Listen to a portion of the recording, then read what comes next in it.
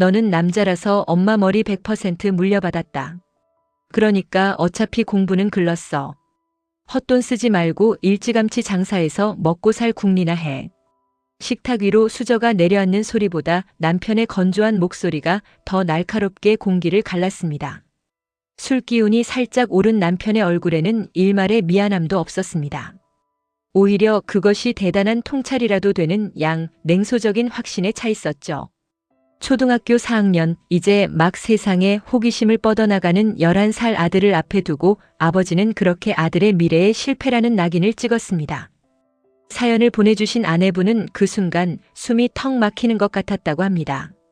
남편의 말은 단순한 걱정이 아니었습니다.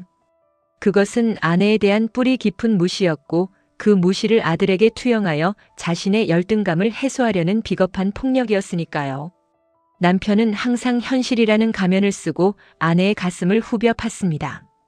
당신이 학벌이 부족하니 아들도 당연히 그럴 것이라고. 유전자의 힘은 절대적이니 노력 따위는 돈 낭비일 뿐이라고 말이죠. 기가 막힌 아내분이 항변했습니다. 왜 애한테 그런 저주 같은 소리를 해?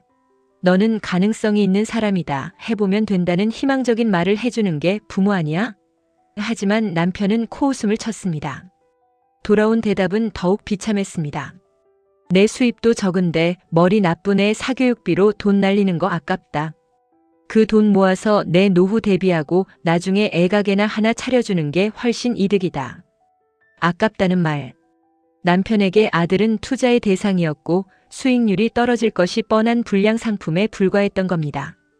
아들의 가능성을 믿어주는 것보다 당장 통장에서 빠져나가는 몇십만 원의 학원비가 그에게는 더 뼈아픈 손실이었던 것이죠. 더욱 가슴 아픈 것은 아이의 반응입니다. 이제 겨우 초등학교 4학년인 아이는 아버지의 그 말이 자신을 얼마나 초라하게 만드는지조차 깨닫지 못했습니다. 그저 학원 안 가도 된다는 말에 공부 안 해도 된다는 해방감에 신이 났습니다. 아빠 말이 맞아. 나 수학 영어 싫어. 주짓수랑 수영만 다닐래. 아이는 해맑게 웃으며 아버지의 저주를 축복처럼 받아들였습니다. 자신이 멍청해서가 아니라 다른 길이 있어서라고 믿고 싶은 아이의 본능이었을지도 모릅니다. 하지만 그 웃음 뒤에는 나는 공부를 못하는 아이, 나는 엄마를 닮아서 머리가 나쁜 아이라는 아버지가 심어놓은 패배주의의 씨앗이 무럭무럭 자라나고 있었습니다. 아내분은 분노와 절망 사이에서 매일같이 소리를 질러야 했습니다. 아이가 듣는 앞에서 남편과 싸우고 싶지 않았지만 아이의 영혼을 갉아먹는 남편의 입을 다물게 하려면 악을 쓰는 수밖에 없었으니까요.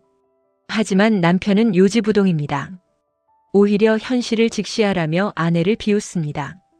사랑받아야 할 아이가 가장 든든한 지원군이어야 할 아버지로부터 너는 안 될 놈이라는 선고를 매일 듣고 자라는 이 집안의 풍경. 과연 이 아이가 자라나서 마주할 세상은 어떤 색깔일까요? 이 답답하고 먹먹한 이야기 끝에서 저는 한동안 말을 잇지 못하고 멍하니 허공을 응시했습니다. 그리고 제 시선 끝에 아주 간결하지만 슬픈 그림 한 점이 걸려 있음을 깨닫습니다. 사연 속 아이의 마음을 그리고 어머니의 찢어지는 심정을 단 하나의 선으로 표현한 작품 봉인된 날개입니다. 여러분의 눈앞에 하얀 캔버스가 있습니다. 그 위에는 아주 가늘고 끊어지지 않는 검은 잉크 선 하나가 흐르고 있습니다. 이 선은 복잡하지 않습니다. 아주 단순하고 그래서 더 처연합니다. 그림의 중앙에는 작은 새 한 마리가 웅크리고 있습니다. 날개를 활짝 펴고 비상해야 할 새이지만 이 새의 날개는 몸통에 단단히 붙박인 채 펴지지 않고 있습니다. 마치 보이지 않는 끈에 묶인 것처럼 말이죠. 오직 외곽선만으로 새의 형상을 그렸는데 그 선이 유독 얇고 위태로워 보입니다. 특히 주목해야 할 부분은 새의 발목입니다. 가느다란 발목에서 시작된 선은 바닥으로 길게 늘어져 거대하고 무거운 검은 덩어리와 연결되어 있습니다. 이 덩어리는 구체적인 형태가 아닙니다. 그저 선들이 엉키고 설킨 마치 풀리지 않는 매듭처럼 보이는 무거운 추의 형상입니다.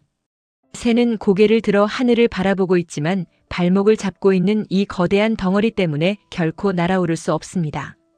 여백이 많은 이 그림에서 저 바닥의 검은 뭉치는 유독 눈을 시리게 만듭니다. 이 그림을 가만히 보고 있으면 심리학에서 말하는 골렘 효과가 떠오릅니다. 교사나 부모가 아이에 대해 부정적인 기대를 가지면 아이 역시 그 기대에 부응하여 성적이 떨어지거나 나쁜 행동을 하게 되는 현상이죠. 사연 속 남편은 지금 아들에게 강력한 골렘 효과를 시전하고 있습니다. 너는 머리가 나쁘다, 공부 못한다라는 부정적 암시는 그림 속 새의 발목을 잡고 있는 저 검은 덩어리와 같습니다.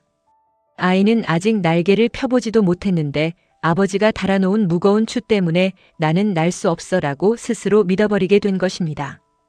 더욱 무서운 것은 낙인 효과입니다. 남편은 자신의 열등감을 아내에게 투사하고 그것을 다시 아들에게 전가하고 있습니다. 이것은 매우 정교한 심리적 폭력입니다. 돈이 아깝다는 경제적 합리화 뒤에 숨어 아이의 잠재력을 비용 처리해버리는 잔인함이죠. 그림 속 새가 고개를 들어 하늘을 보는 것은 아이의 본능적인 성장 의지일 겁니다. 하지만 발목의 족쇄는 너무나 무겁습니다. 사연을 주신 아내분께 그리고 이 그림을 보고 계신 여러분께 말씀드리고 싶습니다. 이 그림 속의 선은 아직 닫히지 않았습니다. 끊어지지 않는 선으로 그려진 이 그림의 묘미는 관찰자의 시선에 따라 그 선의 방향을 바꿀 수 있다는 점입니다. 지금 아내분이 느끼는 분노는 정당합니다. 그리고 그 분노는 아이를 지키는 가장 큰 방패가 될 것입니다. 남편의 말을 고치는 것은 불가능에 가까울지도 모릅니다. 그는 자신의 불안을 타인에게 떠넘김으로써 안정감을 얻는 나르시시즘적 방어 기제를 쓰고 있기 때문입니다. 그렇다면 이제 전략을 바꿔야 합니다. 남편을 바꾸는 것보다 아이에게 해독제를 주사하는 것이 시급합니다. 아이에게 끊임없이 속삭여주세요. 아빠의 말은 아빠의 생각일 뿐 너의 미래는 아직 정해지지 않았어.